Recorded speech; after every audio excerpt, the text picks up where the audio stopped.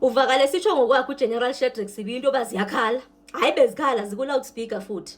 Bephethe nembengwana apha beno-evidence leader. Aphatha ukuthi omnye athi let me ask a question. Athi u-evidence leader, hayi umsebenzi wakho kuphendula i-questions wena. We leave the asking of questions to me. Athi omnye u-arrogant.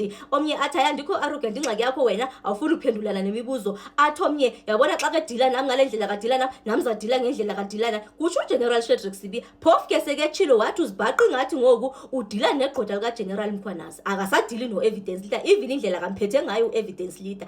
Hayi ke bafethu talk about igqwetha likaGeneral Nhlanhla kula case yethu leyana. Igqwetha lethu ngu-advocate Sikhakhane. Sikhwapha apho sikhona sikwi-testimony kaGeneral Shadrack Sibiya apha. Hey futhi basixakekisile ngoba ngapha bokungu Brown Mkhotsi ngapha nguGeneral Sibiya even ukecatch up nje sisibhaqa sisengxakini but ke apha sizayikhavara yonke testimony kaGeneral Shadrack Sibiya then eka Brown Mkhotsi sizalandela ngayo. So apha ke ngoku uGeneral Shadrack Sibiya mosukusebhizi ngala mcimbi wakhe ne-conversations zakhe no-witness F onguSearch Nkosi. Hayi ke mosiku Monday kulapho nge-23 kulapho khona babethetha malunga nala mcimbi oba kutheni waye uGeneral Shadrack Sibiya wayecelele uSearch Nkosi into oba makaqoshelisa umcimbi wala kwenza ne-warrant of arrest zika Musa Khawule. Kwalapho kwavela khona into yoba hayi the reason why and then uwitness F onguSearch Nkosi wathatha mos la conversation wayithumelela Kate Matlala. Uthe xa kebuza kutheni involve Kate Matlala kulonto le wathi hayi because ingatho Kate Matlala bahamba indawo eziyi1 no Musa Khawule. Akasabe ukuyithetha uGeneral Shadrack Sibiya but bamfaka nje koneni saphethe siyivile into ba after 9 like after 9 le club lena abahamba kuyo bonke oyo Kate Matlala no Musa Khawule. Okay. Phasi kobo dadwethu babethe uKate Matlala yi-type andikhwapho ke hayi size ke ngoku kusaqhubeka ngalo mcimbi we-conversation zikaGeneral Sibiya no-witness F. Kubuzwa ke ngoku sokungena abantu abatsha ke ngoku into ba General Shibhiri. So kukhona apho uGeneral Shibhiri kubonisa ingathi ufuna ukwazi ngomcimbi koKate Matlala baseke khona na kubuzwa into uKate Matlala udiyaniswa yini no General Shibhiri. Hayi ke ingathi uKate Matlala ngulomo sikwakutshiwa into bayivele abantu abasezikhundleni ingathi ziphezulu nje ebebaqhelile ke azame nje ukuzithethelela ngalonto le. Kube khona nalapho ke uwitness F seke senza khona ama-arrangement wama-meeting nabantu khona ngomthakathi. Kubuzwe ngubani umthakathi bekeqala ingathi ufuna ukwenza ingathi akamazi umthakathi kwaphethe kuvele into ba ngo Steve Mutsumi and then ezo meeting ezo bekefuna ukwazi into bokuyi meeting yantoni because uwitness F wayeyodibana nabo bona Steve Mutsumi abo.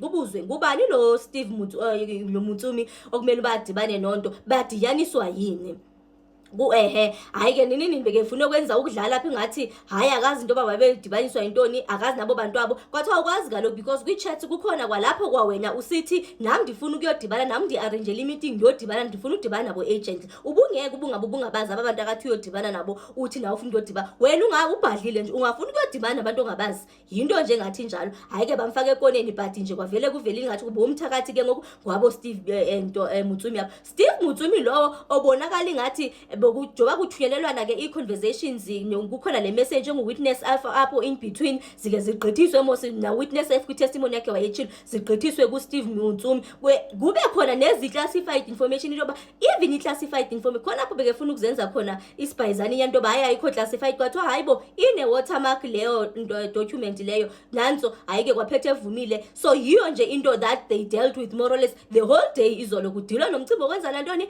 ne-chat zika-witness F no-General Shadrack Sibiya nama-role players General Shibhiri Kate Matlala Steve Mutsumi Mswazi ke is the ruthless taxi boss. Uhlobana njani naye hayi umqhelile ngoba ke phofu beke ngumuntu omkhulu emateksini into nje ngathi njalo so bebeya ke bedibana ke kwathi hayi ke yonke lonto lekwenziwa nayo. Kukhona lapho it gets interesting because that party nje it was more of i-reputation especially yento because ezinye bekethi akazazi kugelwa ke ngumcimbi okwenza into bayimani uyindoda engathi inobutyebi nje wena ingathi uyindoda eme kahle okanye ngabe unazo ingxaki zemali athi hayi unengxaki zemali kuthiwa unengxaki zemali njani khawusixeleze imali yakho ithini nje umcimbi. Hayi ke lapho etsho khona into ba unabo Airbnb, unama rooms ingathi akawokhile ko Rustin Backup ayi20, ungumuntu nje obona imindlela zekuthengisa amaqanda mosingapha. So indlela nje zokwenza ibusiness wayenazo necompany but ezingazange zisebenze kahle. So ininzi nje indlela bekezama ukwenza ngayo imali phansi koba ke kumane kuvelwa umcimbi onokwenza nemali, abe ne properties PPP akazirentisayo phansi koba la mcimbi wena okwenza ne 300,000 siyapho. Kuvela into yoba akhawusixelele phansi koba uthe ukhethi Matlala okanye abakaze wena unikezwa emalamsamo imali okanye imali inyana ezingathi zithe xaxa. So akukho nje apho sadibana nemali engathi hayi athi ayikhona u300,000. So it's a similar figure to la figure yethu esiyaziyo, but ke ngoku athi yena le mali ayisuki ukhethi Matlala, isuka kumuntu I think wayerenta iproperty yakhe eSentini. So kube khona emaxesha apho i-tenant leyo ingabhadali rent, ibhadale seyithe xhaxha nje sokuyi rent yenyangane ezithile. So that's why ibaninzi but nje ifiganyana engathi njalo ikhona. So ikhona into seyimjongisa nawe, uyabona ba kuya kwi-lifestyle audit kule conference ayaziqatha phethe buzile into yoba kanti thini ndizophendula ngezazitholo ezinokwenza nama-cartels okanye ndizothetha ngomcimbi wami wemali zami nokuthi ndinani izani phi.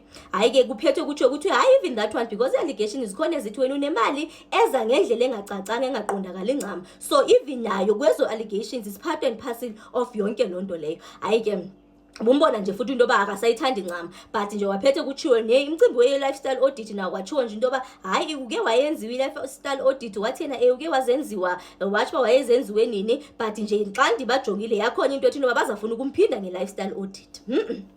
Khona nalapho ke umuntu omlungisela amafridge walungisa ngabo 9 point something or 2 point something ezifaka lo witness F. Into ezifumana phi ezifunyanwa pha kwi-correspondence zonke ezo. Babhizi ke kusathethwa kamalunga nalo mcimbi wobutyebi bakhe. Hayi ke abe yindoda yena shem engenamali because ubhizi ngamagqwetha left right center, uyapatanisa nje ngendlela kathetha ngayo, uthatha pha afake pha athatha pha vale pha.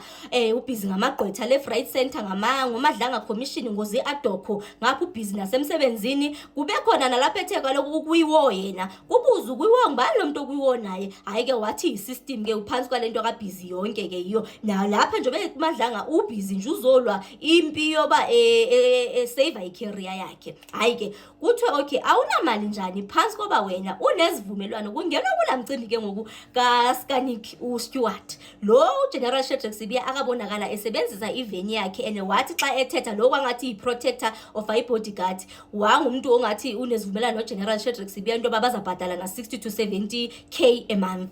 Kwathiwa uzayibhadala njani imali engako 60 to 70,000 a month ube ukhala into yoba unamali unexesha engakanani usebenzisa le moto. So kwaba ngathi khona into ethe boma 3 months if not mistaken, into engathi njalo. In case nenze mistake ndiyabayazi bazandikorekisha ku-comment section.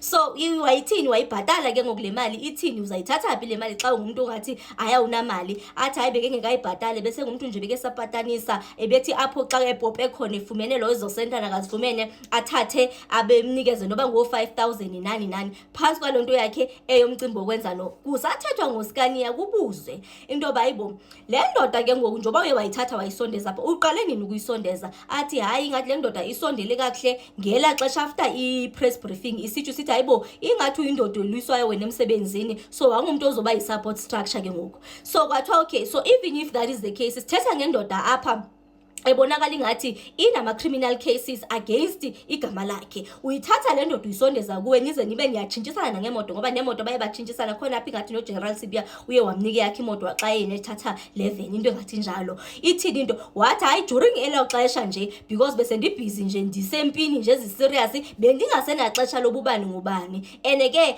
it's not like oGeneral Khumalo bayabavetha abantu xa ugqiba kudibana nabo, akho mntu nje ovethayo. So beke ngazazi yena ezo ezinye uqala ukuziva nje wamangala nje ngomuntu wonke xa esiva into yoba unto unezo zitholaka nazo. But waxa kayithetha kwakhona apha esithi khona but still wabuya mosweza apha wazokwenza i-interview eTVini apho esisho khona into yoba ayikho loo nto leyo ngendlela kayithetha ngayo. Wathi he then came later and spoke the truth and said the truth, meaning le ethethwa ngaba abanye i-generals ezasesipoliseni eyoba ungumuntu onezitholo zento 1 no 2 no 3 okanye une-case eziso hayi enye right inoba yile kakhe uStewart. Hayi ke so wabhizi wathetha loo nto leyo. Hayi wangaphele lapho wathi if iwesi into yoba kuzojongwa yena ngendlela enjanjani kuukuthi laba la Ibrahim Bot ngubhuti ne ngubhata andimazi la Ibrahim lo abekeke wathetha wathi yafana nabo Ibrahim nabo uclose nabantu abasezikhundleni eziphezulu ushude nje nabantu abasezikhundleni eziphezulu singalibalanga ke i-pictures zakhe mos zitrendile yena Ibrahim loyo eshuta nezakhe mos naye ngathi izitsholo eshutile ke apho ne-president zethu President Cyril Ramaphosa former President Jacob Zuma i-deputy zethu Mutlante Mashatile Fikile Mbalula bashutile nayapho Julius Malema hey Dr. Patrice Motsepe umninzi nje umuntu ongathi upha oshuta nalo Ibrahim ongathi naye unezakhe ijolo wathi so I am no different kuziwe ngaye kuthi hayi mane general kune conversations zakho ezininzi apha omanye uthumelelana no Witness F uWitness F ethumelela wena or vice versa either way apho kunokwenza no General Nhlanhla Mkhwanazi zininzi i-videos zika General Nhlanhla Mkhwanazi so it means General Sibiya njoba thina engafuni isithethe ngo General Nhlanhla Mkhwanazi bona bayathetha ngo General Nhlanhla Mkhwanazi i-video nje naphi whether i-article whether intoni nje into nokwenza no General Nhlanhla Mkhwanazi bayathanda nje ukuba bengabantu abathumelela kutheni nisenza njalo benithumelela bakuthini hayi uba nje yilonto nantoni enidibana kwinto ze TikTok kuyasherelwana kuyathini also bona ba right into mabathethe mabasherelelane ngaye kube khona nenye ke ndikamalema kumalema futhi wayencoma esithi waxelela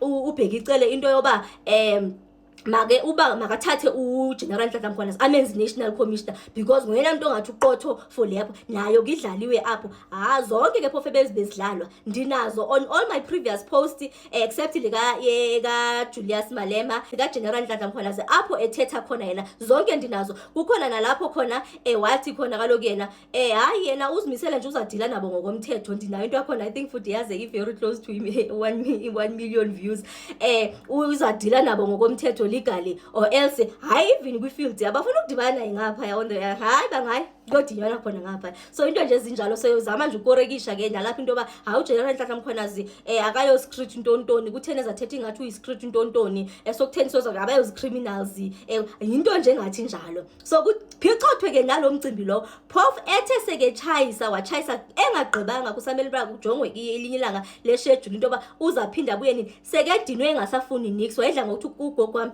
hey waze wadinwa xa ngena ndibuye emsebenzini ndidiniwe ke athi awubantu umntanam yaze yadinwa ikafile yami hayi ubumboni basekediniwe seke sitsho naye sithi but ingqondo yomuntu it can only take up to so much usekediniwe kwabe kuchiwo kuba kusekhona ezinye questions so sisijongile into yoba uzawuphinde abe uyabuya akakagqibi because nami zikhona ezinye izinto endithi xa ndijonga uba akakazithathi akakaphenduli nje kwezinye zezitsholo akathe wajongana nazo so nje i-testimony yakanto ibi more or less about into efana nayo the whole day hayi ke phofu uMadlanga kukhona apho khona njoba beke engumuntu mosothanda ungaphenduli i-questions awathi nje uzusixelela into yoba wena awubazi even aba bantu ngexesha la meeting yabo Mutsumi phansi koba wena self kukhona i-conversation yakho na ufuna udibana nabo hayi ke uphethe phofu bazile nje abo bantu abo so that's more or less about it but nje things are not really looking good for General Sibiya.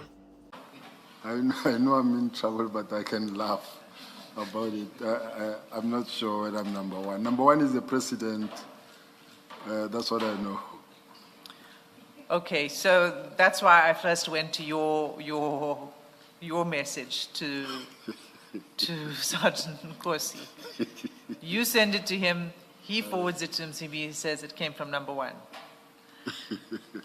Which means that it also assumes that Mr. MCB called you number one, or that he knows. I wish I was number one, but I'm not number one.